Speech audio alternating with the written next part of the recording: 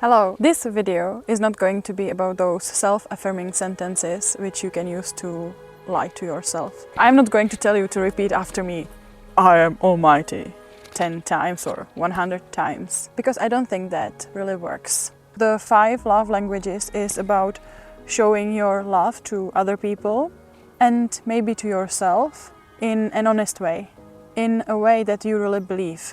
It's not about lying. And I think that you can also use these 5 love languages for yourself to show yourself that you kind of trust yourself, that you matter, that you love yourself as you are. So you can use these words of affirmation for yourself as well. But how to use them if you don't want to lie to yourself, you know? Let's figure it out.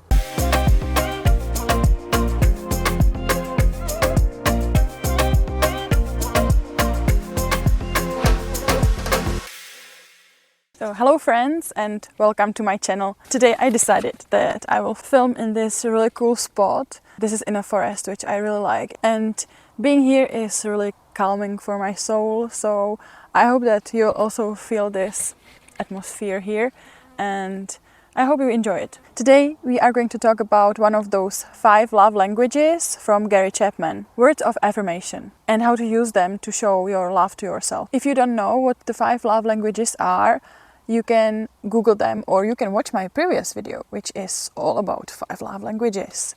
It's a really interesting topic. I love this because it's really useful for the relationships around me and also for my own life, for my own personal growth. Many articles and videos will tell you that being too critical and too harsh on yourself is not a good thing, and it's not good for your physical and mental health. But how can you change what you think? How can you change your thinking? It just goes there and it's in your head, you know, and it's really hard. Those articles, they just say that it's bad, but they won't tell you how to get rid of these ideas and bad critical thoughts. This is easier said than done. So that's why I have 4 steps which you can follow, which will tell you exactly what to do. These steps, I apply them myself because I'm an anxious person and I'm usually very critical too, but I learned to be positive in my thoughts towards myself and also in my thoughts towards other people.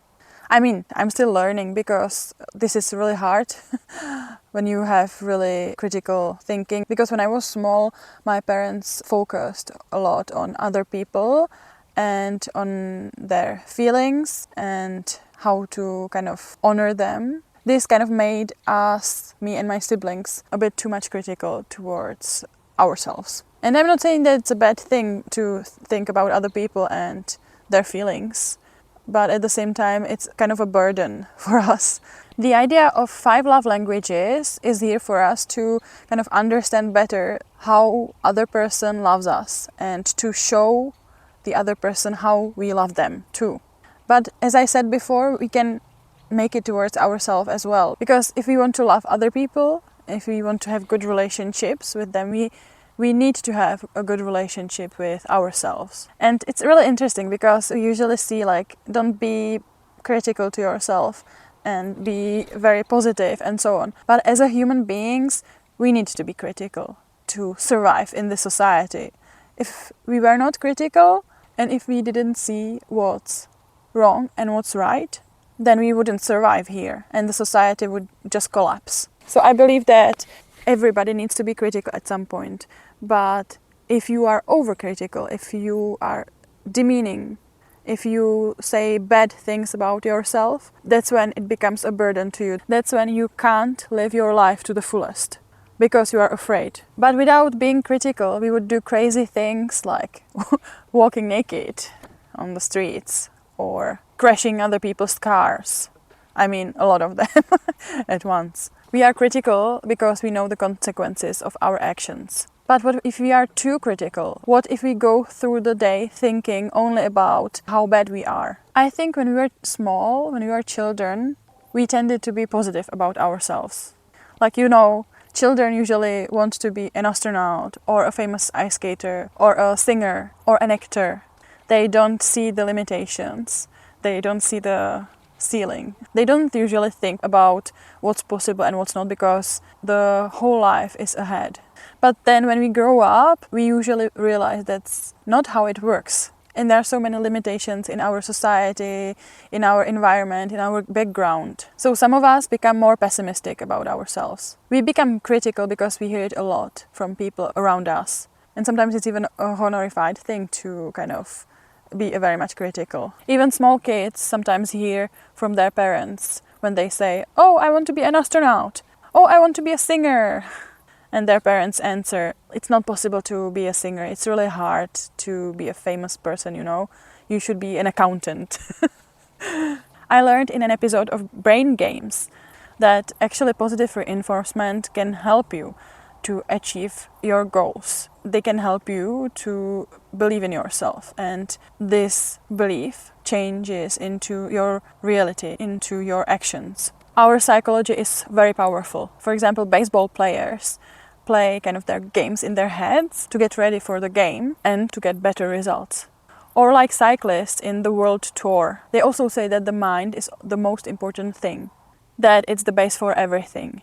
And if the mind is gone, then the legs won't follow. So that's why I kind of established those 4 steps for myself, because I believe that before every new thing in our life, before every new step, we should check if our mind also points us to that goal, because bad thinking really holds us back. So first we actually should find out if we say such things to ourselves like, "Oh, I'm such a stupid person," or "I'm rubbish, I will never get there, that's not possible for me," or "I'm such a loser." So those things really don't help us, they just restrain us. When we say things like that, we actually start to believe that it's true. And guess what happens then?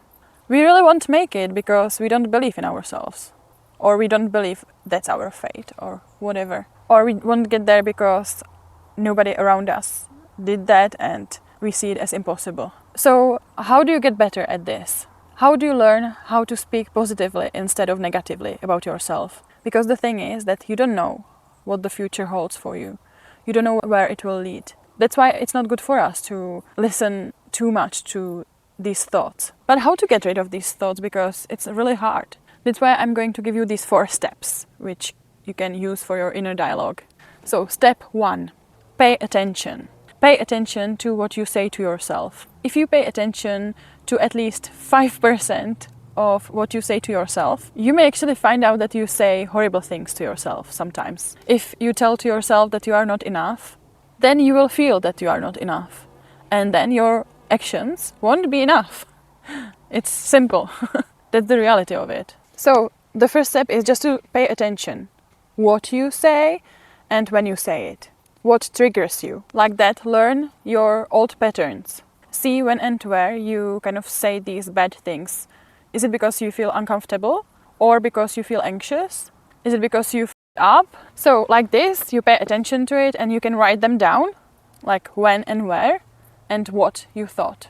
Like that, you can figure out why is it so and the meaning behind it. Now I just have a very stupid example, but for example, you planned to go this week 3 times to the gym, but you went only once. You might say, "I'm such a I'm totally bad at this. I'm such a loser. I can't do anything right. I can't do anything what I planned. There is no hope for me. I will never get there. I will never get better." So yeah, when you know that you have these thoughts after you didn't follow your plan, you know exactly what to prepare next. And that's when we come to the second step. So second step is stop. It means stop yourself from thinking that. If you realize that you have this bad thought, just say yourself, "Oh, I have this bad thought. Now I need to stop. I'm not gonna continue in these thoughts and I'm just gonna think about that for a while."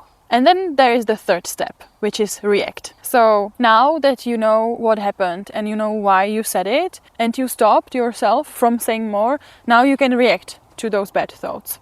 Sometimes I even argue with myself, or I argue something which has an opposite meaning to what I said before. Or sometimes I even use this kind of inner voice of like talking to a child. I say, "I'm such a stupid person. I didn't go to a gym 3 times, but only once." But then I stop myself and then I react.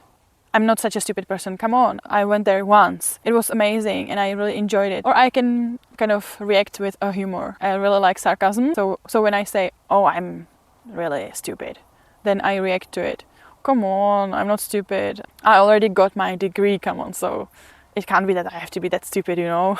Or when I say, I'm never gonna be able to do it right. Sometimes I even use this like second person talk, that when I say, oh, I'm never gonna be able to do it, then I talk to myself, oh, come on, you are gonna be able to do it. It just, next time will be better, you know, next time. So the third step is about a reaction, about kind of nagging what was said before.